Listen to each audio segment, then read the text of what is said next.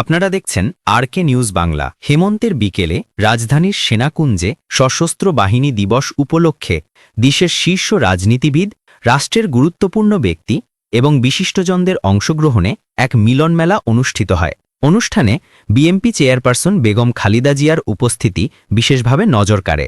অসুস্থতা সত্ত্বেও তিনি গুলশানের বাসা থেকে বিকেল 4টায় সেনাকুঞ্জে পৌঁছান এবং 3 বাহিনীর প্রধানরা তাকে অভ্যর্থনা জানান। সেনাকুঞ্জে পৌঁছেই বেগম খালেদা জিয়া প্রধান উপদেষ্টা ড মোহাম্মদ ইউনুসের সাথে কিছুক্ষণ একান্তে কথা বলেন।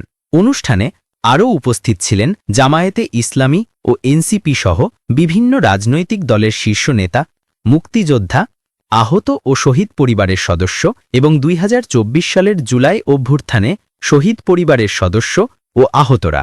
অনুষ্ঠানের শুরুতে প্রধান উপদেষ্টা ড মোহাম্মদ ইউনুস সকালে ঘটে যাওয়া 5.7 মাত্রার ভূমিকম্পে হতাহতের ঘটনায় গভীর শোক প্রকাশ করেন। তিনি নিহতদের আত্মার শান্তি কামনা করে নীরবতা পালনের আহ্বান জানান। ভূমিকম্পে ক্ষতিগ্রস্ত ও আহতদের প্রতিও তিনি সমবেদনা জানান এবং আর্থিক ও সম্পদের ক্ষতির বিষয়টি উল্লেখ করেন।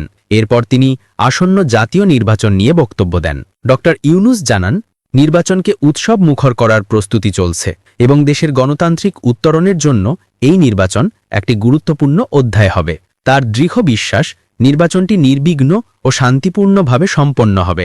তিনি সশস্ত্র বাহিনীর সদস্যদের দক্ষতা, পেশাদারিত্ব এবং দায়িত্বশীলতা বজায় রেখে নির্বাচনী দায়িত্ব পালনের আহ্বান জানান।